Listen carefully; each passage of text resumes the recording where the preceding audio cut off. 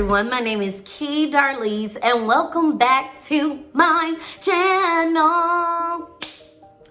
Alright, so today we're going to do a movie review of Just Mercy and some of the things that they kind of left out in it. Yes, I'm going to be giving some spoilers in this movie review. So if you don't like spoilers, go watch the movie and then come back to my channel to check it out.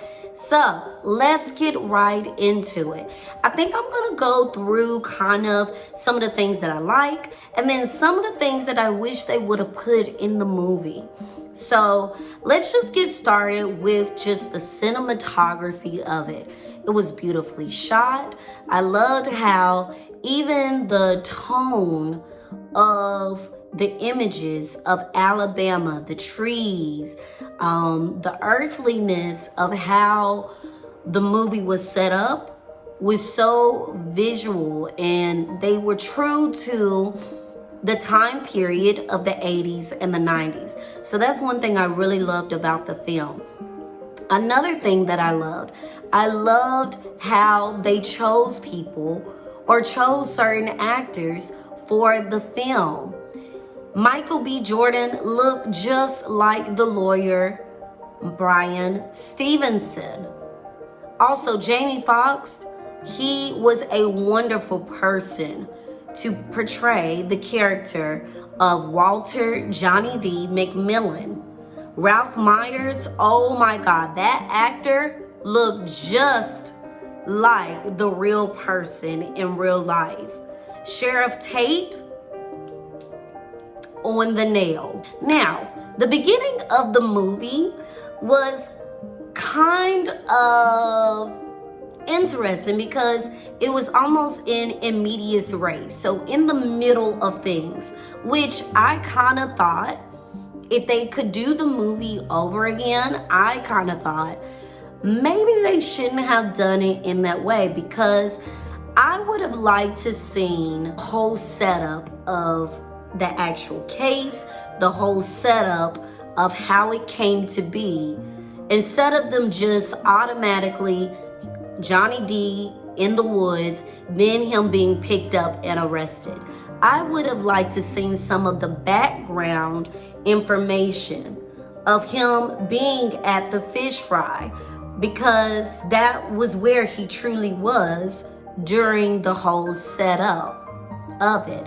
Also, one thing I would have loved to seen, the whole incident of Rhonda Morrison. Because sometimes when we talk about cases of a just mercy, or sometimes when we talk about innocent people being shot and their lives being taken away, sometimes we forget about the victim itself, which is Rhonda Morrison. Even though we know Johnny D was wrongfully committed to the crime, I would have liked to seen some of the background information of Rhonda Morrison in this film. Just the fact that she was an 18-year-old, a dry cleaning clerk, and then she was hit multiple times in the back. She didn't even see who ended her life. I would have liked to seen that whole setup, or a recreation of it, if you will, in the film. And then also shooting Johnny D at the fish fry where he was truly at and not committing the crime at all. But anywho, they shoot it first where Johnny D is just staring at the beautiful nature of it all, the beautiful scene and the beautiful freedom and life of beauty of nature. It gets picked up by Sheriff Tate in the process. And I loved how they did this beautiful portrayal of the reality of things, because even though it was the 80s, it still showed how racism was still prevalent during those times. And especially in Alabama, I mean, you could have taken that scene and put it in the 50s, put it in, early 1900s, and you just notice that Black resilience is just this uncalled for, but just the most strongest thing ever. And I think that's one of the themes that we learn about in this film is Black resilience. Black resilience when he was arrested, and even the fact when he was in prison on death row. Another theme that they talk about in Just Mercy is how we have this lawyer, Bryan Stevenson, who is young, who is determined, and also his counterpart, this lady who also sacrificed her family, her reputation, in order to get innocent people off of death row. So I find that interesting because I thought walking into the movie that it would be more so about Johnny D, his story. But honestly, it was about society allowing this brand new lawyer being able to give innocent people on death row a chance for their voice to be heard. Another thing that we learn in the movie is about how injustice, the justice of law is. I mean, we see multiple people, not just Johnny D, but we see multiple people on death row. And the main reason why they're on death row is because either, number one, they did not have enough money to get a really good quality lawyer, or number two, they didn't know their rights and the racial discrimination in the justice system. And so I thought that was wonderful that they shared multiple people's story in this film and just showed how they were on death row, not because they committed a crime, but because they didn't have enough money to defend themselves.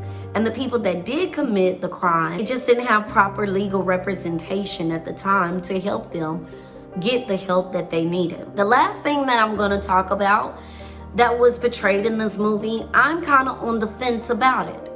The last theme that they talk about in the film is about how death row, should we really have death row as a penalty in the court system? Is it our right, is it our duty to decide whether someone should live or die? Should we play the role of being God, of taking someone's life? They show this one character that's on death row, and he admits that he did commit the crime. But because he has served in the war, he has suffered from PTSD, but because he didn't have legal proper representation, that was never even discussed in his trial. So therefore, he faced the death penalty. I'm on the fence about it because in certain instances, like with this particular character, he probably should have been given mental health rehabilitation. But at the end of the day, and this is my personal opinion, I believe certain people do not deserve just a life sentence. Some people probably do, like Dylan Roof, for instance, with the Charleston 9. I believe he deserves the death penalty. Is that me playing God? Or is that me giving him his due right because he took innocent people's lives?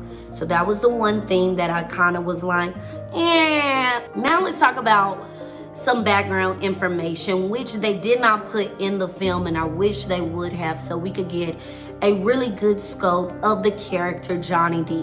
Because like I said, they really focused on Bryan Stevenson, the lawyer, which he was magnificent. And at the end, you learn that he has actually gotten 140 people out of the death row penalty and actually turned it over to where they were innocent. So I find that wonderful of Bryan Stevenson. These are some of the things that they left out, and I'm just gonna talk about it. Walter Mcmillian was born October 27th, 1941 in Monroeville, Alabama.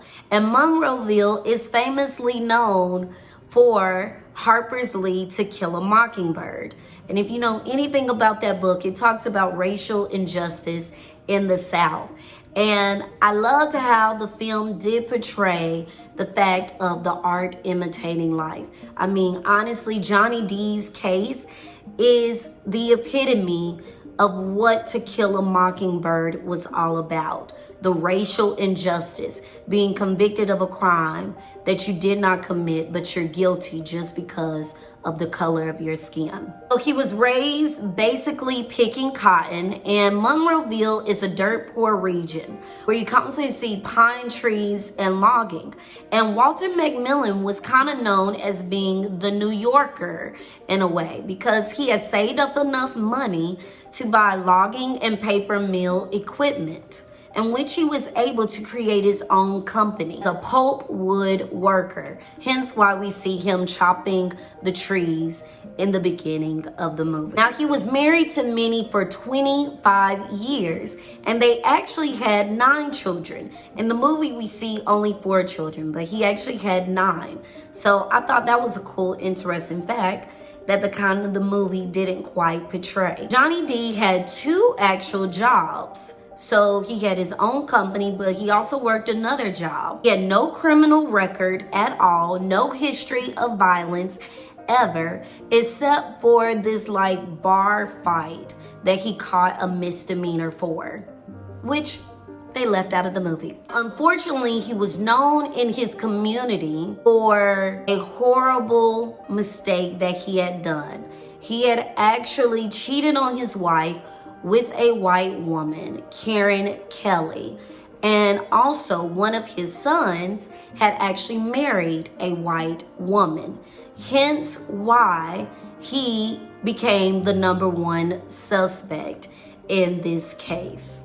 All due to his one infidelity of messing with someone outside of his race. Now, on November 1st, 1986, Rhonda Morrison was 18 years old and she was working at the dry cleaners as a clerk.